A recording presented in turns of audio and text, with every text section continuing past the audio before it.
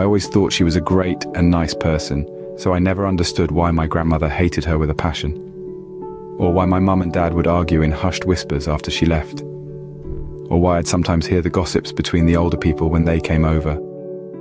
It was a relatively small and rural neighborhood. Everyone knew each other, and we were a close-knit community. One day, my grandmother and a bunch of her old lady friends were chatting in the sala, Filipino word for porch.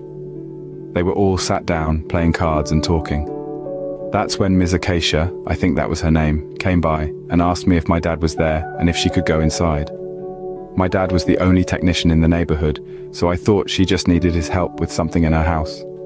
She avoided my grandmother and her friends' piercing glares as she entered our home. When she left with my dad to her house, my grandmother and her friends' whispers started.